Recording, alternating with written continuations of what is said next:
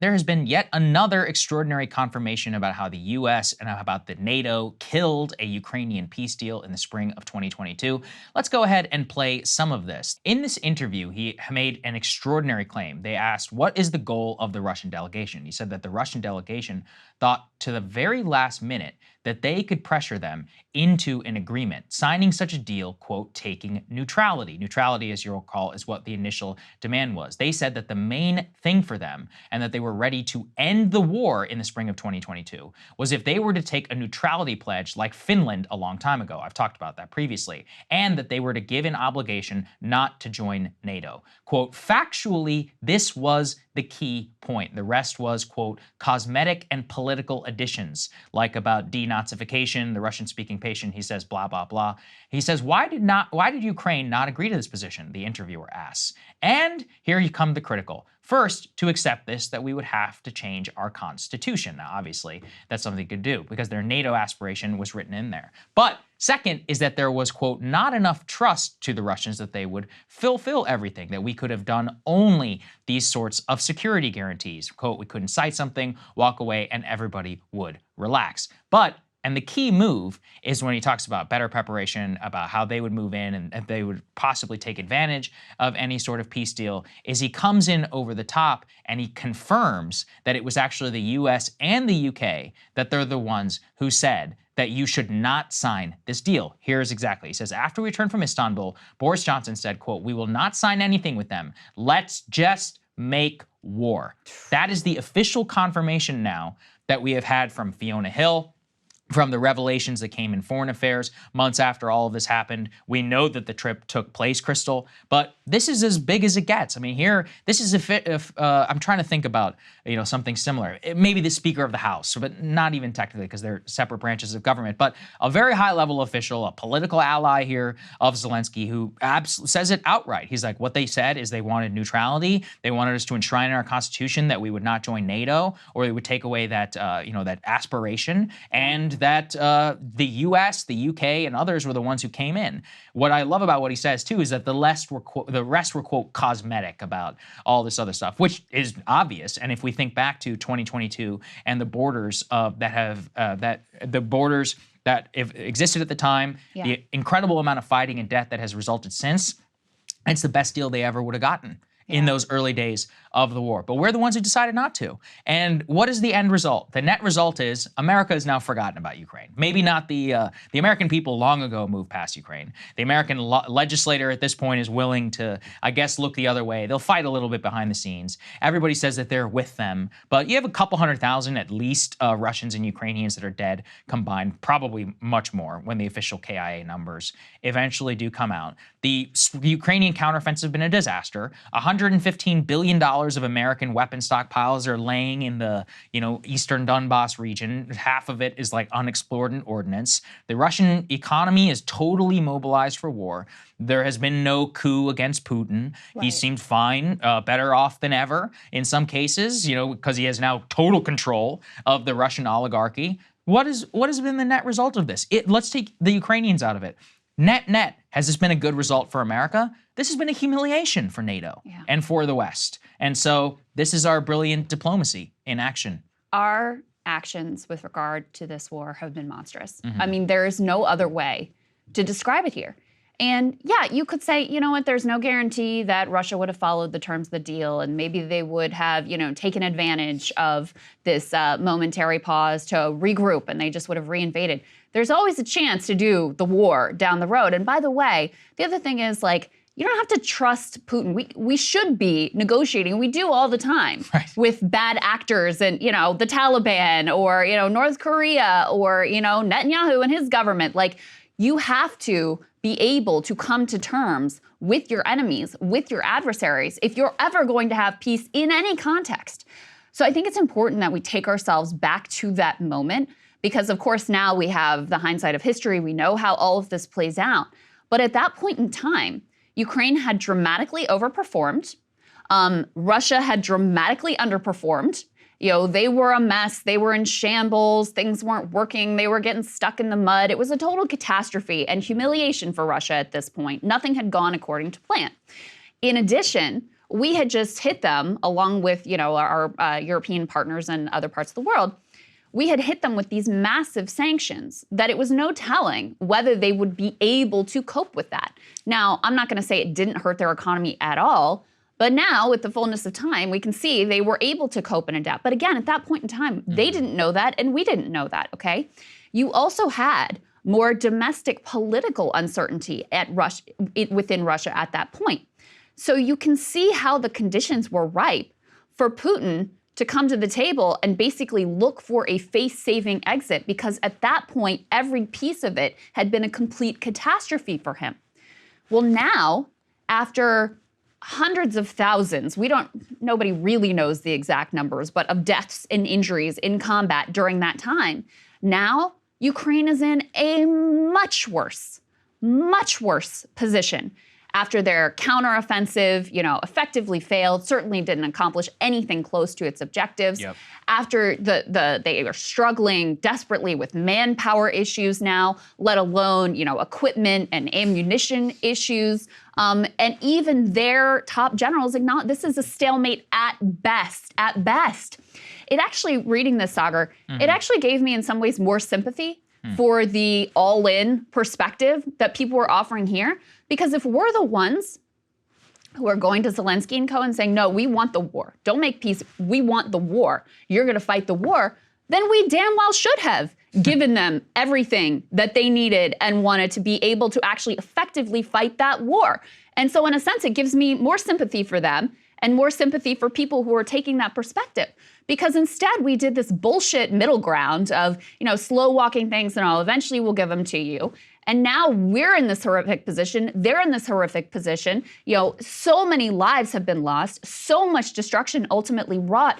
And for what? To be in a worse place where whatever deal could theoretically be cut today, one thing is you can guarantee it will be worse than this deal that was on the table that we and Boris Johnson said, no, we want the war instead. Yeah, and let's put this up there. We got a graph here about the number of people who were killed. This is just an estimate from Ukraine. They claim, let's be very clear, only 70,000 who've been killed and 120,000. So these are U.S. official estimates. So Again, we probably are deflating the Ukrainian numbers and inflating the Russian numbers. It is almost certainly orders of magnitude higher than that. On the Russian side, we're claiming 120,000 dead and 180,000 who were injured. Again, who knows what that might be. It's probably a little bit more accurate. The Russians obviously claim different. The Ukrainians claim 300,000. Nobody will know really until years from now when the propagandists have died. At the very least, though, we know we can look at a map. Let's put the maps up there, because the map is what really tells us all of the story. And when we see from the graph, as you can see very clearly, in March of 2022 with that advance, and then November of 2022, which is right around where things would have looked sometime with this peace deal after April, after the Ukrainians were able to push them out from most of their territory, you have about 20% of most of their territory in the north, they have about 20% or so that they're holding on to throughout Ukraine. And despite their, so-called spring offensive miracle and all of that, where they have reclaimed some territory, basically, it's all frozen in time ever since then, except hundreds of thousands of people have been killed and or injured. And I don't think it's fair to call it a stalemate. It might be technically from a tactical level. On a long enough timeline, and you can go and look, from day one we've been saying this, there is the strategic position of Ukraine. It can never overwhelm the Russian colossus. Russia has more manpower. They have an actual industry for weapons manufacturing. They have petroleum that they're able to sell to people who don't agree with the US and Western view of Ukraine. Long enough, they were always going to be fine. They weren't going to collapse. They were going to be fine. And let's put this up there. This is a view of what it's actually like inside of Ukraine, now that we're finally getting some truth from the Western media. And they're talking about how manpower has become Ukraine's latest challenge as it digs in for a long war. And this anecdote is just terrifying. They talk about a mobilization center where there are 4 men lined up at the Army Recruitment Center. Only 1 man is there voluntarily. He's a 34-year-old. The other 3 were there because they were drafted. And The other guys that were there, 2 of them had previously filled a medical exemption because they had that prevented them from serving. And not just any medical. Think about this. Quote, one-sided brain damage from a freak accident. The other has metal plates in his spine. The fourth is a 42-year-old sales manager with no military experience. He says, quote, I'm not going to hide it. I honestly don't know what I can contribute. This fits with the Time magazine profile of Zelensky, where they let it slip that the average age in the Ukrainian military is somewhere around 40 years old. And how do averages work? You have a 60-year-old and a 20-year-old. Take the average. That means that there are enough people on the right side of the bell curve there for the distribution who are in their 50s and 60s. As I've said it before, that is like Army of Northern Virginia 1865 territory, where you have teenagers and old men who are holding the line in Petersburg. That's not where you want to be from a strategic point of view. And you think you're going to last like this for years? No. And even then, only if the West continues to pump you full of ammunition that is depleting our stockpiles to a historic degree. Strategically, it was never going to make any sense. You're right. I agree.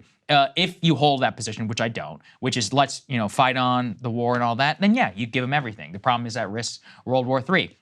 Whenever there was a consideration of what we can give them and what we can't, this has been a historic disaster. The only counterpoint, the realpolitik response to mine has been, yeah, but we're degrading Russia's military for only 5% of our GDP. Let me tell you something. We did the Russians a favor, and this sounds cold-blooded, because we previewed NATO tactics. We're prepping their military for, 5th-generation warfare with all these drones and all this other stuff. We have wiped out all the useless commanders that often accumulate in peacetime. They're learning their lessons. They're fighting the Russian way of war. They're a battle-hardened enemy right now. They're going to be more combat effective today than they were in the early days of Ukraine. This is cold and it's heartless, because people are like, oh, there's 300,000 dead. Yeah, but the Russians don't care. The Russian military doesn't care. Their families are the only ones who are. Yeah. So from almost every strategic level, we have sharpened the knife that we apparently were so afraid of. And at the end result of this, Ukraine is in a way worse position. If I was Russia, why would I negotiate now today? The U.S. has forgotten about you. My entire economy is geared for war. I'm rolling more weapons and ammo off the line than all of NATO combined. I'm just going to keep going. So we blew the only chance that we had, and there's going to be some sort of Kabul-style event.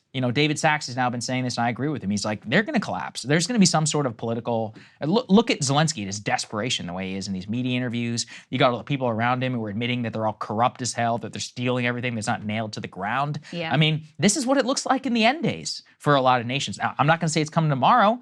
Sometime in the next few years, maybe a decade, who knows how long this is all going to go. And when that time comes and eventually the history book is written, we're going to be really the ones who are at fault here. And now we have U.S. officials who are saying what we've been saying all along. Yeah. Oh, maybe now it's time. Maybe it's time to wrap it up. Now that Ukraine is in a much worse position than they were at that point. And just look at it. Like, we use them. We use them as our own little imperial plaything to try to degrade Russia's capabilities and potentially trigger some regime change within Russia and get Putin out of there, which of course we always thought was fanciful and unlikely to succeed.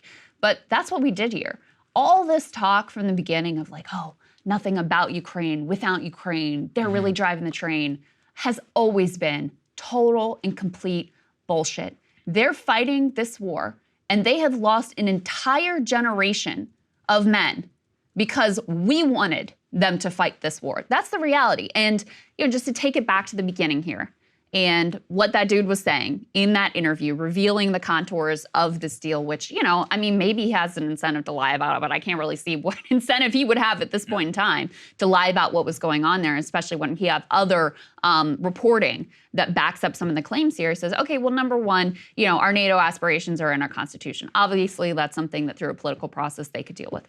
Number two was we needed security guarantees, which makes sense. Right? Because one of Russia's demands is effectively you're going to be militarily degraded. You're not going to be as well armed as you are right now. So you would need those security guarantees. Well, guess who that also falls to? And then the third piece is, and then Boris Johnson came, and said, no, we're gonna make war. So all of those pieces ultimately fall on our shoulders. It has always been clear we're the ones driving the train. We're the reason this conflict has unfolded as it has. And we are the reason ultimately that Ukraine is in such a devastating position right now. And why I agree with Saagar. What incentive does Russia have at this point?